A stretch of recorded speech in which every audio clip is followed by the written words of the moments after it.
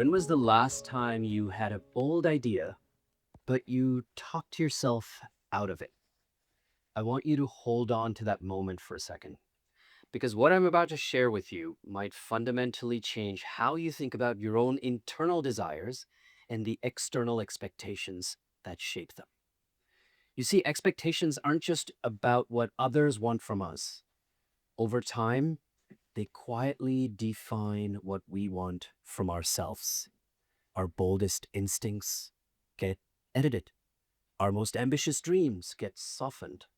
What once might have felt rather exciting suddenly starts to feel unrealistic. Not because the original idea itself changed, but because something, some force, changed how you now feel about it. Now, before we go any further, I'd like to try a little thought experiment with you. Um, if you might indulge me for a second, I'd like you to close your eyes and really focus on the first image that pops into your brain when I ask you to think about someone you respect. Take a moment, keep your eyes closed. Someone you respect. Who do you see? Perhaps a mentor, maybe a family member, maybe a leader in your field. You can open your eyes. You see, what's interesting about this experiment isn't necessarily who you saw, but rather how automatic that process feels for us. Because that image that pops into your brain, it's not at random. It's a result of a set of rules, unspoken norms that we absorb in society about who is to be valued. And as an anthropologist, I study these very invisible rules. So what are they? They're nothing but the unspoken cultural scripts that quietly define who gets to lead, what pathways are considered legitimate, what success is supposed to look like. And these rules are invisible because they don't announce themselves. They don't arrive as a set of instructions. And yet, when we follow them, they feel like common sense. And this is why they can be so dangerous. Now, to truly understand why these rules are so convincing, let me share with you a classic university experiment. In the 1950s, a social psychologist named Solomon Asch designed a deceptively simple experiment. Participants were shown a set of lines, and they were asked to identify which line matches the length of a reference line. The answer was obvious, but here's the plot twist. In the room were a bunch of people who were in on the experiment, and they were told to deliberately choose the wrong line. So every single time, participants followed choosing the wrong line as well. Why? It's not like they were given any instructions, they weren't threatened with punishment, no rules were defined, and yet an invisible rule operated in that room nonetheless. It's not like these participants were confused. Nobody took their glasses away. This wasn't a vision problem. This was a social one. And so to truly understand what's happening, we can simply look at modern neuroscience for some answers. You see, the human brain, when we feel at risk of social isolation, looking foolish, standing out, perhaps violating some kind of an unspoken norm, our brain activates a stress response that's very similar to when we feel physically in danger, which basically means that when you raise your hand in a lecture hall full of other students trying to ask a question, your brain treats it roughly the same way as being chased by a tiger, right? No wonder we hesitate. And sociologists have long argued exactly this, that these invisible rules, norms, they don't just exist around us, they settle into us over time, shaping what feels natural, what feels realistic for someone like me. And I know this feeling intimately because growing up in India, I was deeply fascinated by human behavior, the study of people and belief systems. I wanted to study social anthropology. But of course, the culture around me repeatedly told me that anthropology was a fantastic hobby, it was an indulgence, not a serious career choice.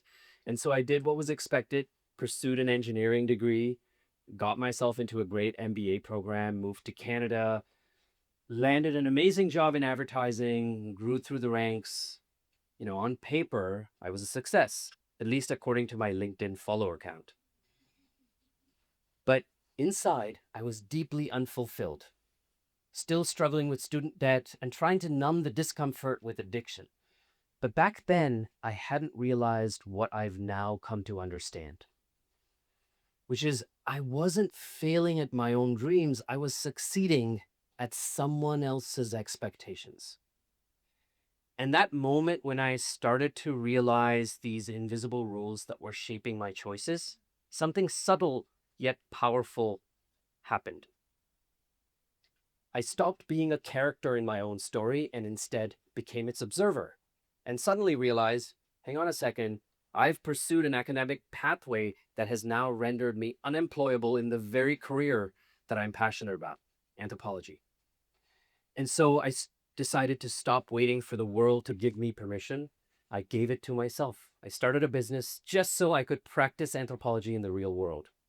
Within a few months, I was advising some of the biggest companies in the world. Within a few years, with a team of co-founders, we had built a very unique technology that would do market research using anthropology and artificial intelligence. The team grew to over 50 people, and we eventually even sold the business.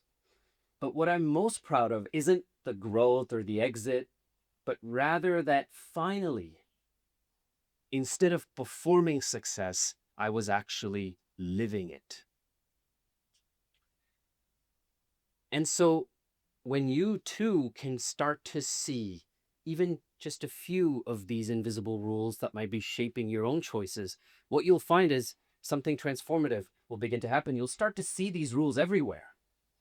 And you'll start to recognize that in that moment when those rules crop up, and that moment when you've got that bold idea, and before you've given the world a chance to respond, you are editing yourself. You're adding disclaimers.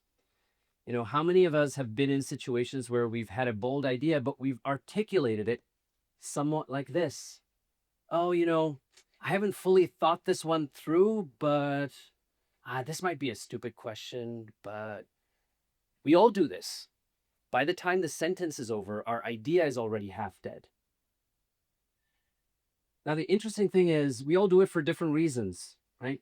We tell ourselves, oh, as students, for example, you might do it because you want to sound smart in a room.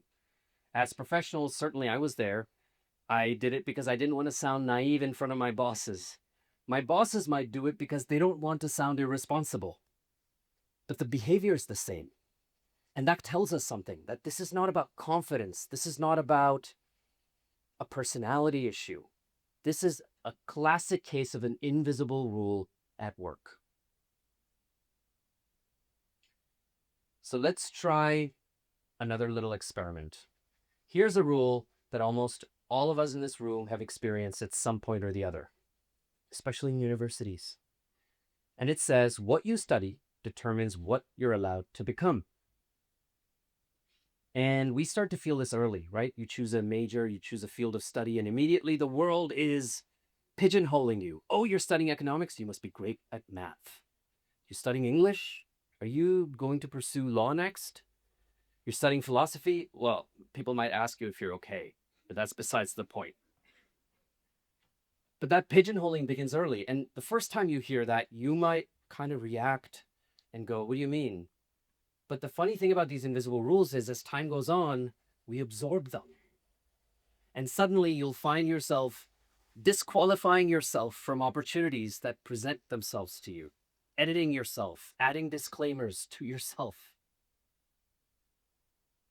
So for the sake of our experiment, let's imagine that this rule were different. Let's flip it.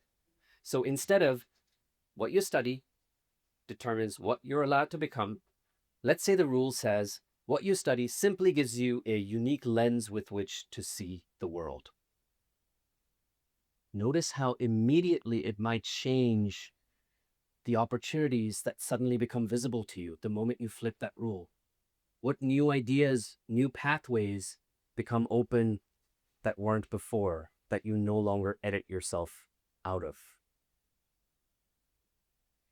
You know, the other interesting thing about flipping the rule, your brain will start to ask itself questions differently. Before, when I had an opportunity before me, I might have asked, oh, am I qualified for this? But now, when you flip the rule, you might ask, hey, what unique lens can I bring to this opportunity that perhaps others might not? Look, invisible rules are powerful. And they're powerful because they almost never tell us what not to do. They always tell us what not to consider. They just simply narrow the possible futures that we allow ourselves to imagine. But once you see them, even once, they lose their power over you. And they lose their power not just over your career, in creativity, in leadership, in relationships, in the kind of life you give yourself permission to imagine. So I want to leave you today with a simple practice. The next time you have that bold idea and you find yourself editing or adding a disclaimer or softening before you've even given the world a chance to react, I want you to try to pause and ask yourself, am I doing this because this is a rule that I have consciously chosen with intention? Or am I doing this because this is a rule I inherited from society, from culture at large, from my peer network, my own education, my lived experiences? And the simple test to follow is the test we just did. Flip the rule. Imagine if the rule were different and ask yourself, if this rule were different, do any new opportunities and pathways open up to me? Do any new ideas appear to me that didn't before? Do I no longer edit myself out of something that I was before? And that moment where you begin to interact with those invisible rules actively, consciously, with intention, that's the moment where real transformative change begins. Thank you.